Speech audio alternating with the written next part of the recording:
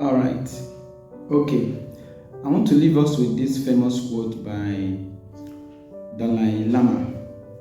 He said, "Love and compassion are necessities, not luxuries. Without them, humanity cannot survive."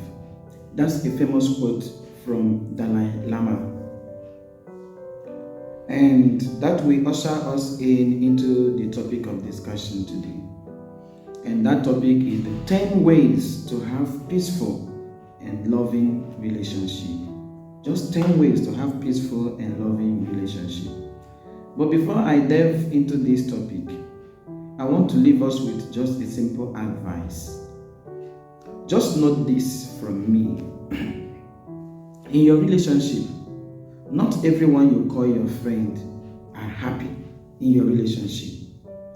Although sometimes they may come to you, with this aura, maybe maybe you are thinking they are maybe in same direction with you, or maybe they are they're happy the way your relationship is moving.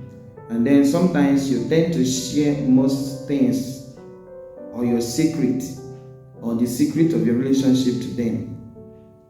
Some of them are simply not happy the way you progress in your relationship. And so I want you to apply this Nicodemus principle, the Nicodemus in the Bible. You know what Nicodemus did? At night, he left his comfort zone to go and search for Jesus Christ, because he knew that is the only person that could keep confidential whatever thing he's going to share to him. So, whatever issue you may have in your relationship, let it be between you and your partner, or between you and your husband, or between you and your wife. Do not take your relationship outside. The person you may call your friend will be your worst enemy. Sometimes when you share your ideas or what is happening to you to them, they will leave the content, maybe the content of what you are sharing to them, and then go outside to discuss the accident. Or let me just put it this way. When you have a discussion with some of your friends or family, they will leave what you discuss with them, or whatever thing they will say within that discussion, they will not say it outside, but they will pick up your own point and then add their own and discuss it outside, simply because they want to destroy and tarnish your image. Not just destroying and tarnishing your image, they want to destroy your relationship.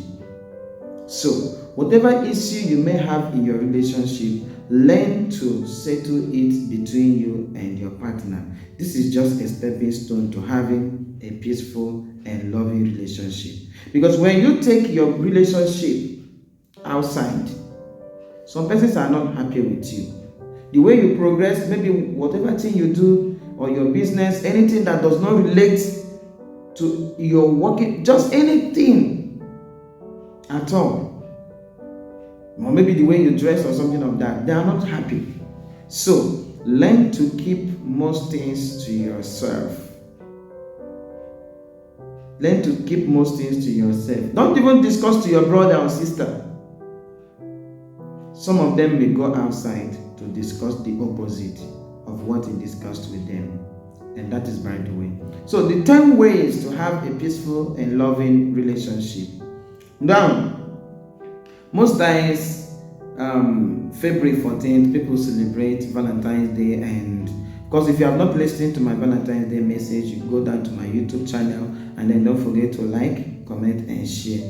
People tend to share so many gifts and so many things during the, but within this context of Valentine's celebration, so many persons make mistake because of the type of love we tend to share that day. Maybe in our next video, we are going to discuss types of love and then what people tend to exhibit on the Valentine's Day. But today we are just moving straight away to discussing the 10 ways to having a peaceful and loving relationship. And number 1 is do what you need to do for you. Do what you need to do for yourself. Now, like we said in the past, in your relationship, you need to take care of yourself first. That doesn't mean that you are being selfish or something. Now, listen to me.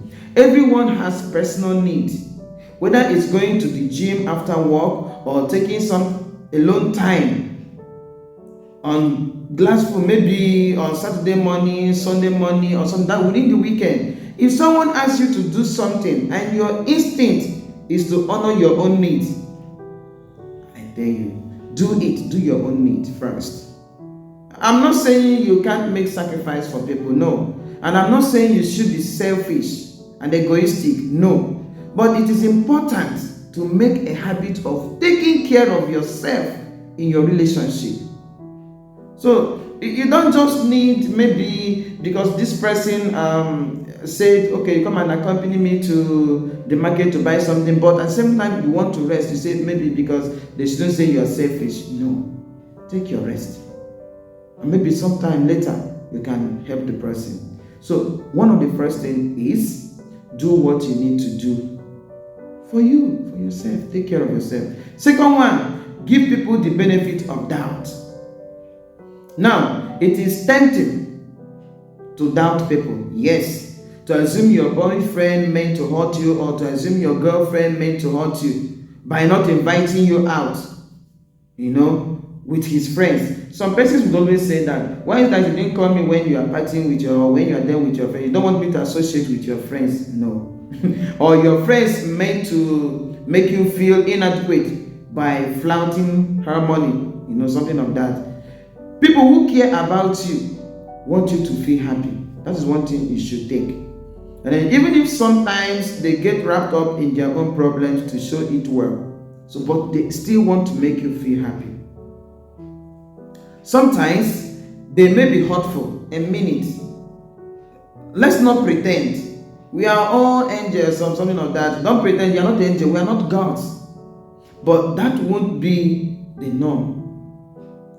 So sometimes try to give people the benefit of doubt. You mustn't doubt people. Whatever thing they do, you tend to doubt them. When you create this doubtful mindset in your relationship, that relationship won't last, and you will not have peace of mind. And then there will be no love existing in that relationship. Third one, look at yourself for the problem first. Look at yourself for the problem first. When you feel unhappy with yourself, it is easy to find something wrong in a relationship.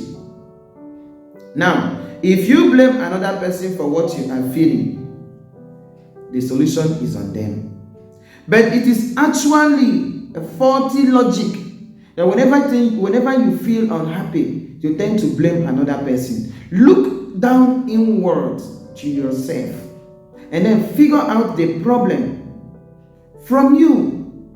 And then start solving that problem from you, from yourself. And that is when you start having a peaceful and loving relationship. Tend not to blame everybody for everything that happened to you.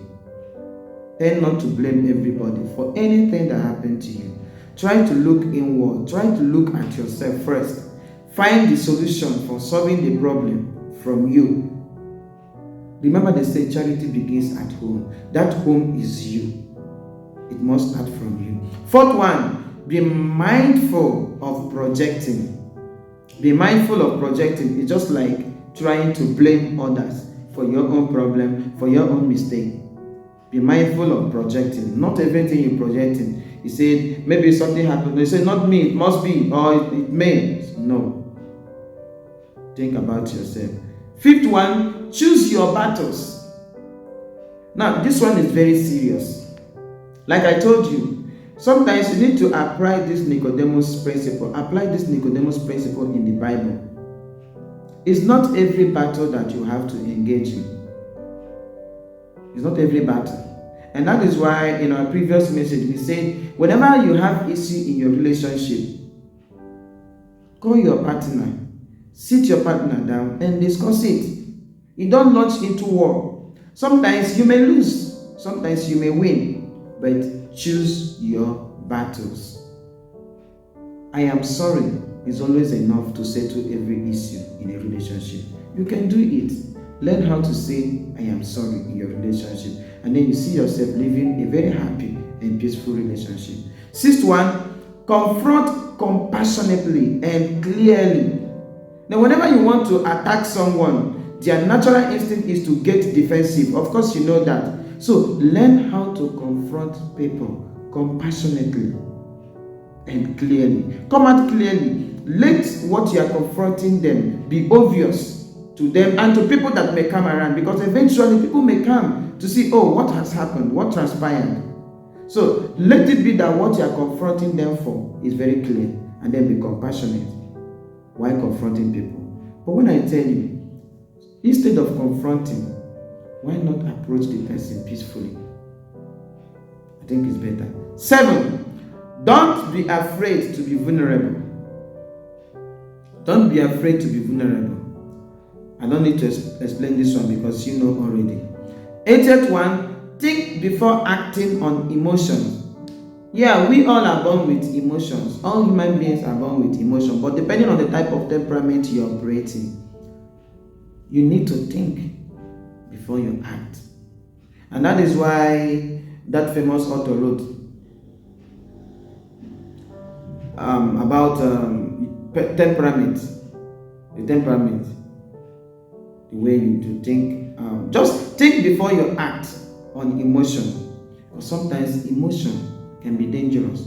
When you act without thinking, it can be dangerous. Sometimes it may boomerang on you afterward. It may backfire you, and then you will regret it later. So always learn to think before you act. 9th one, maintain boundaries. Like we said, if you want your relationship to last, if you want a peaceful and loving relationship, maintain boundaries. You mustn't always step into your partner's boundary. Maybe this is what your partner does not like, and this is what your partner likes. Maintain it. And then if you think there is anything that needs to be changed, discuss it with your partner. It is humane and human, and that will bring the loving and peaceful relationship you want. 10th one, last but not the least, enjoy their company more than their approval. Now look at this. When you desperately need someone's approval, your relationship becomes all about what they do for you. Like I tell you, if you need someone's approval every now and then in your relationship for you to be happy, I must tell you, you will continue to be sad and unhappy in your relationship.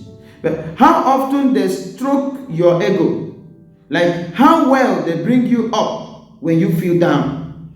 How well they mitigate your negative feelings? Or do you just want them to approve, maybe because you want them?